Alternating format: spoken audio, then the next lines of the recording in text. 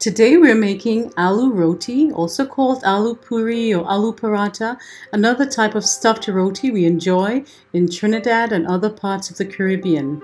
In the first 10 minutes of this video, I will share secrets to making your roti pillowy soft, so tasty, and teach you tricks to ensure that it swells. If you want more, I have added a 20-minute bonus feature at the end to teach you 4 variations of this roti. So if you're interested, let's start cooking. In this bowl, I've added 4 cups of all-purpose flour, 2 teaspoons baking powder, 1 teaspoon salt, and 1 tablespoon of brown sugar, and I've mixed it to combine.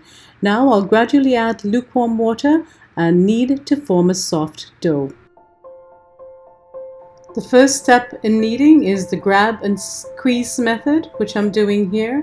I'll continue to grab and squeeze until there's no more dry flour.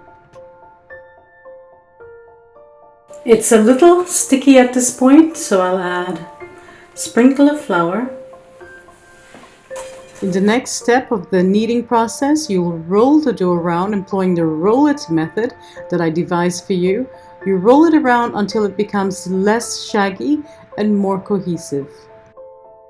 The third stage of the kneading process, you will employ the knuckle press method, which is using your knuckles to press into the dough to make it smooth.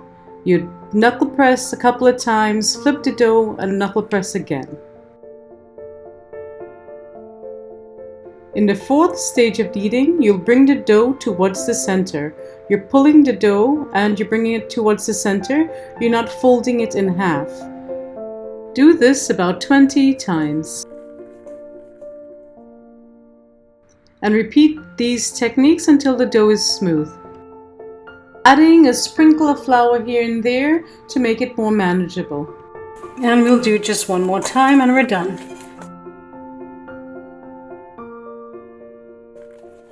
We'll just put the oil over it and let it rest for a couple of minutes. That's 1 tablespoon of oil. To make the filling, which is similar to my pepper roti filling, you'll need 3 to 4 large potatoes, a medium carrot, which is optional, cilantro or culantro bandhania, a medium onion, peppers, hot peppers, habanero, scotch bonnet or bird pepper, garlic. Scallion is a good substitute for the cilantro or the culantro, and you'll also need ground roasted cumin. First thing I'm going to do is to wash all my ingredients. I won't be using all of these peppers, but I'll still wash them. We'll also scrub the potato.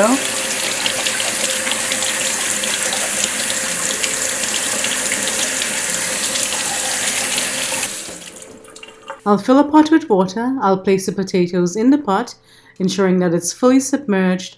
I'll place the pot on the stove over high heat, add 2 to 3 teaspoons of salt, bring to a boil and cook until it's fork tender. You can grate the carrot with a grater using the fine side and it will give you a result like this. If you have a mini food processor, you can certainly put it in the food processor. And if you have a bigger food processor, you could put all the ingredients at the same time. Just chop it into smaller pieces before you do so. Carrots is not my favorite thing to slice. I'll add half an onion to the mix, just to help the carrot to blend finer. Next I'll add the garlic and the hot pepper, and you can certainly control the heat. If you don't like hot peppers, don't use it.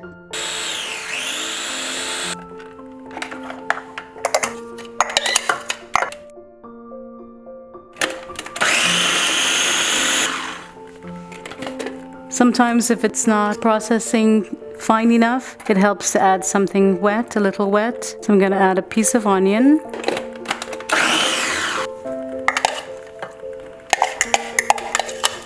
I'm doing it separately today so you can see the beautiful colors, but if you had processed it together in the food processor, you would have one unified dark color. It wouldn't be too pretty. But because you're eating with your eyes today, I'm going to do you a favor and keep it separate. You'll know that the potatoes are cooked when a knife is easily inserted into the potato without any resistance. So we'll drain the potatoes and allow it to cool a little before we start working on it again.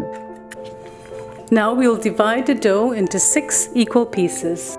We'll round it out just a little bit, each half into 3. These 2 might be a little larger, but we can work with that. Now we'll make each into a loyah, also known as a ball.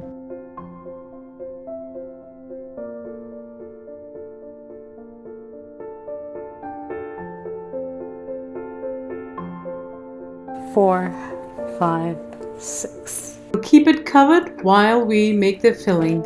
I'll use my handy dandy potato ricer to peel and mash the potatoes at the same time.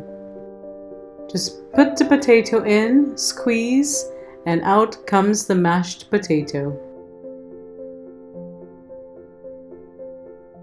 Just pick off any of the skins, but it's not necessary. Now we'll add all the ingredients: cilantro, the grated carrot, which is optional, the pepper, the onion, the garlic. Everything is going in. Now I'll add salt. I'll start with 1, 2, maybe 3 teaspoons of salt, 1 tablespoon of ground roasted cumin. And I'll give it a good mix to get all the flavors combined.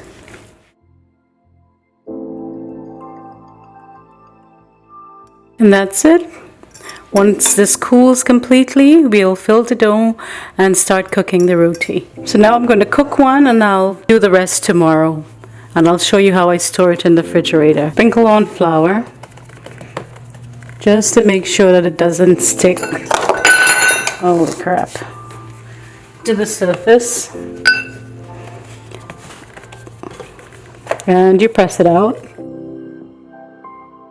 This is about 5 or 6 inches. Scoop. And you're going to put there. You could probably put a little more. And this is a 1/3 cup, so that's 2/3. And then you're going to pull up. See, some is peeking out there, so we want to seal all the openings. Add a little bit of flour and press it out evenly. And you're pressing so that it will go towards the edges evenly. Now we'll roll it out. Not too heavy pressure.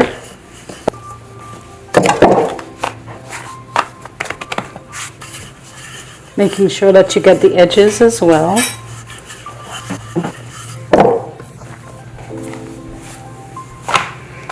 As you can see, it's getting very thin in this area, so that is your cue that it's time to stop. There shall be no more handling of the dough, or else it's going to break. Now that the tawa is hot, I'm going to put a little bit of butter.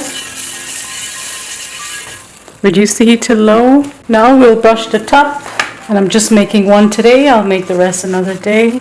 A little bit of butter, good quality butter. And then we'll flip. We'll put this gently under because we don't want to break the dough.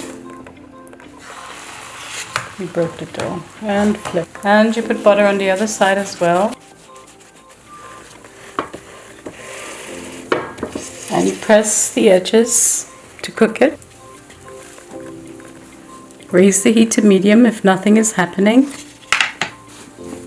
You have to flip. Remember that thin area? It was too thin, so the dough broke. But if you can cover it, press. Put it on the other side. Raise the heat to medium to allow it to puff up.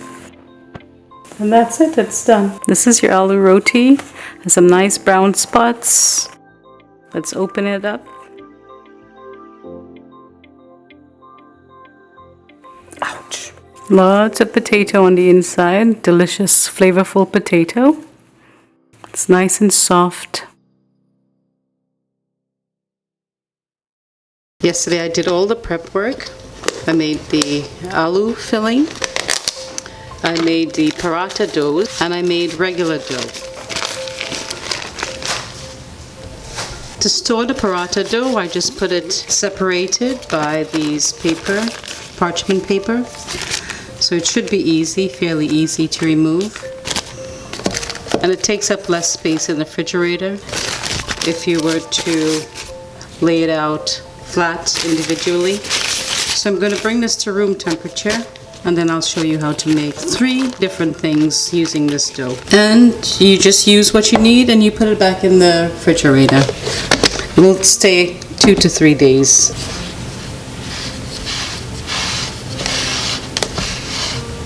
I'm going to press it out.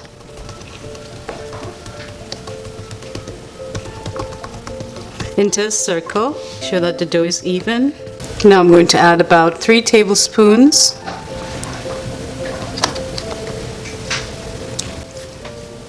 1 more tablespoon. And now I'll pull it up to seal it. Opposite ends. All you're doing is pulling opposite ends. The dough has been sitting for a day, so it's very soft at this point. Pinch it to seal. Sprinkle some flour on. Makes working with the dough much easier. And you're going to press around the ends to flatten and to disperse the aloo evenly in the dough. Keep pushing out. I'm heating the tawa on medium heat.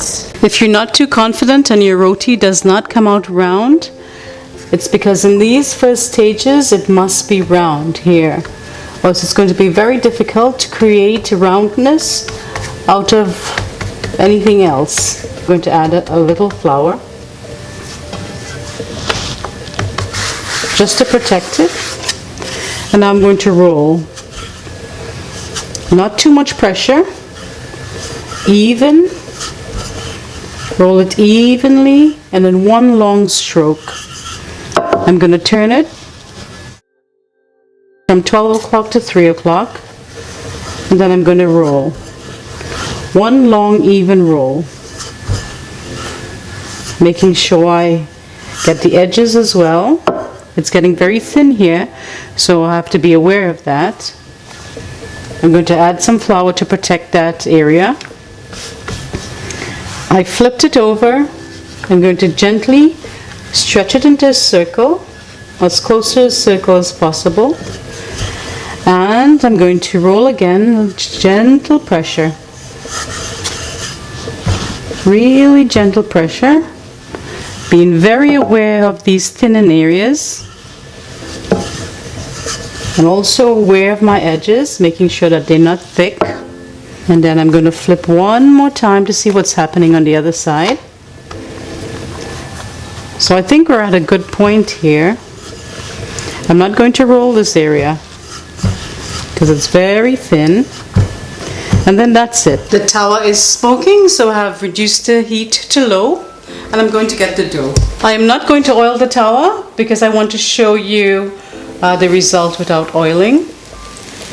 I will make another roti and oil that, and we'll look at the results and the difference. So the tawa was very hot, so I know I'm going to get color very quickly on that side. I'm going to check, lift it up here.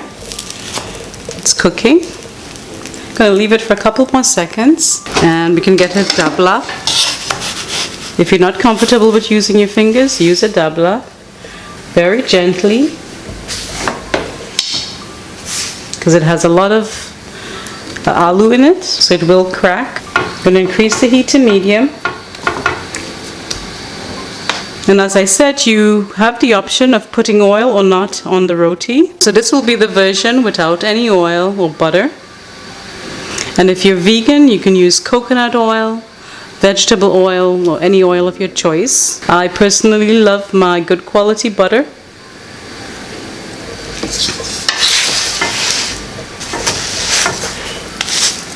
And as you can see, it cracked here because it was filled to the brim.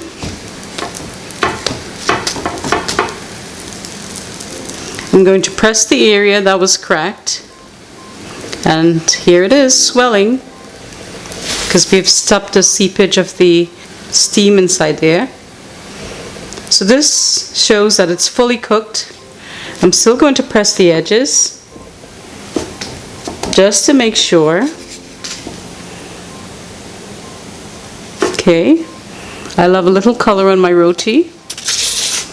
Roti that's too white, you're gonna lack flavor.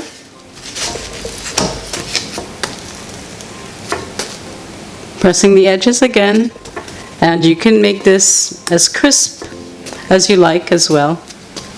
So that's it. I'm going to take this off very carefully. Maybe I'll flip it again just so it doesn't seep out on the tawa, the aloo. And that's it. This is an aloo roti without any butter or oil. Still looks pretty good to me. I have lined a tray with my kitchen towel that was not washed with any detergent and paper towels just to protect it from any oil. And I'm going to place my roti in.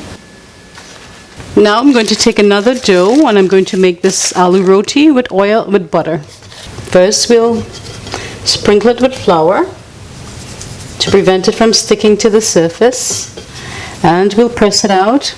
You can press it on a flat surface or between your fingers and the palms of your hands, making sure that the edges or the ends are even and not too thick. Now, making the least amount of mess, I think I'm going to grab a nice amount. If you're starting off with as an amateur and you're not too confident, you can use less aloo. So now that we have a ball, I'm going to put this in the middle. So now we're going to pull up. This is the easy way. You could also put it in your hands and pull it up like this. What you're trying to do is to bring it together and to seal it at the top so it doesn't break. And as I showed you just now, you could pull opposite ends, or you could do like that. Seal. Sealing is very important if you want some swelling action. And once you're confident that it's sealed properly, sprinkle on some flour for good measure. Put it down on your flat surface. Make sure it's rounded. You can do like this to help it. And now we can start pressing it out. As you can see, it does not have to rest because the dough rested for a long time overnight. Press, sprinkle some flour, press around. And those air pockets inside, just be very careful because they could pop open. Turn over, keep pressing, especially that center there, to continue to seal. And now I'm happy with that. I feel like it's even. And the aloo inside is evenly dispersed towards the edges. I can see it. Now I'm going to roll it out. I'm going to put some more flour. And I'm rolling. Long, gentle, even strokes. You're not putting any pressure in any areas, but an even pressure. Gentle, even pressure. Smooth, rolling strokes. This is 12. I'm going to bring it to 3 o'clock. You got that? Now I'm going to roll, keeping the shape of a circle in my mind and trying to recreate that. And being aware that this area is thinning as well as this area. And I think we're done. There's thinning here too, and I see my nail almost pierce this. You have to be very careful with your nails as well. Another gentle. Some flour in those areas that's thinning. Just to give me the extra confidence to put it on the tawa. For this aloo roti, remember I said we're going to use some butter, so I'm going to butter the tawa. Just maybe with about a half or quarter teaspoon of butter. Nothing too much. I'm going to reduce it to low and get the dough. And this is how you pick up the dough. You put your hand here, put the dough over, and you pull up. And you move it on the other side if you have to, and you could move it back. Place the dough on the tawa. You have it on the palm of your hands, if you can see that. And then I'm going to gently lay it on the tawa. You have a couple of seconds to stretch it into shape, like I always say. And then we're going to let it cook. The heat is on low. I think I left that a little too long. because I was worrying about the timer. Little bit of butter, a lot of butter. Up to you. Butter makes it better. Use your doubler. And there's nothing wrong with brown bits, my friend. Brown is good, color is good. Heat is on low.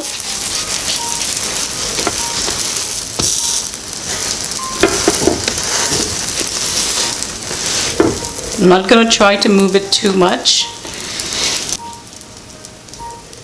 And it's not going to swell every time, so don't stress yourself out if it doesn't swell. This is done. I don't need to flip it, but I do know that the other side has a lovely brown golden color. And so I'm just going to take this off. I'm going to place it on my paper towel lined tray. The paper towel will soak up any excess oil, butter. So here is our third piece of dough. Flour.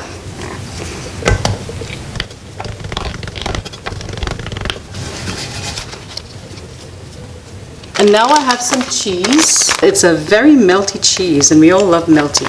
So I have a handful of cheese, and I'm going to put it on. Put as much or as little cheese as you like. Now we're going to roll to the top.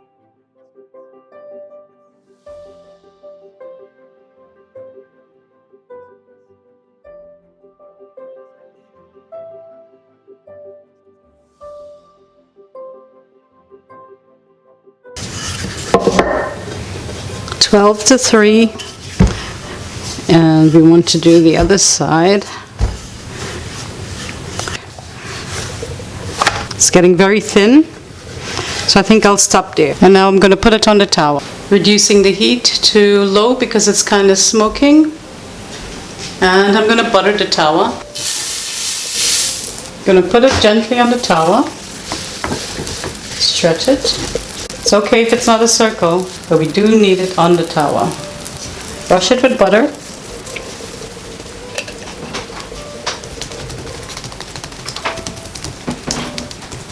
And now I'm going to flip. It's been cooking for a little over 30 seconds. Always be careful when you're pushing it or moving it, because it can break or burst or get pierced with friction. Remember, this is the one with cheese on it. We've made one plain with no butter. We've made one with butter. And this is butter and cheese with the potato filling. The heat is still on low. I'm pressing the edges. And it's beginning to swell because we sealed it properly. If we did not seal it properly, it will not swell. So this is a testament to our sealing skills, a reward for our sealing skills. I could turn it here. This one is going to be nice and brown. You don't have to turn it if you don't have the confidence to. And now I'm going to remove it to the paper towel lined tray.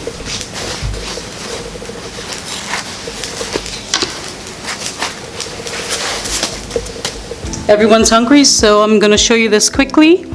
This is the one with no butter on the outside, with just an aloo filling.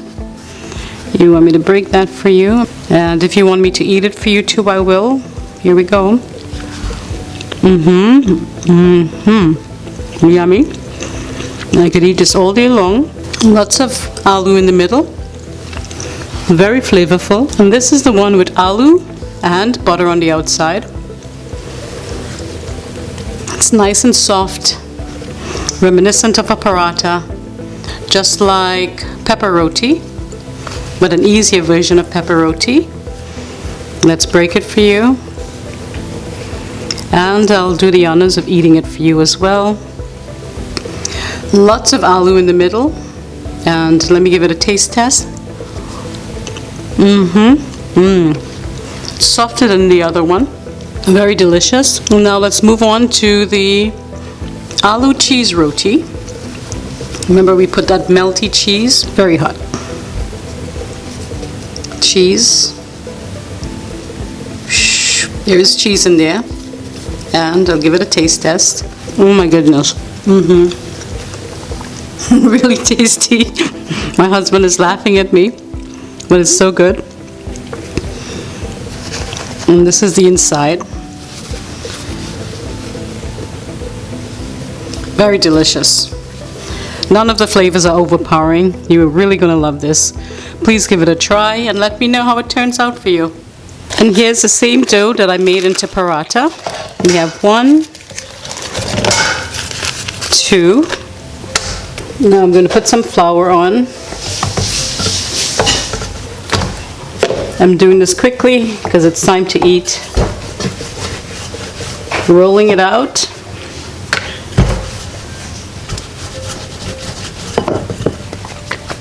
I'm filming by myself today. Now I'm going to do the other one. Put this aside. Roll. It's sticking, so I'm going to add a little bit of flour. The dough is very soft, so I know it's going to be a little more challenging. Putting it on the tawa. I'm not going to roll it out too thin, because it's just going to make my life a little more difficult. I'm going to sprinkle on the aloo. Put as much as you like, or as little as you like. I see some pepperotis that's very thick. I personally do not like it too thick. A handful of cheese, or 2 will do. It's all up to you. I'm rhyming today. Now I'll put the other dough on the top. You can press it like this, or you can roll it like this. Whatever makes you happy and whatever works. I feel as if the one with the fork will break apart. So I'm going to make a little pie. I'm going to press it out. Remember, we're lifting like this, gently. I'm going to place it on the tawa.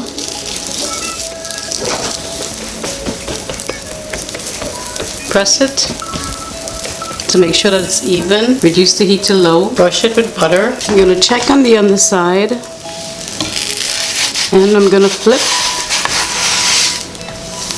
Gently. You don't need a lot of butter. And we're done. Just flip. The edges are thick, so we have to ensure that the edges are cooked. Raising the heat to medium, because this side did not cook. Now I'm going to press for the heat to come through to the middle. I'm going to turn it over because this side did not have enough color. You don't want anything too white.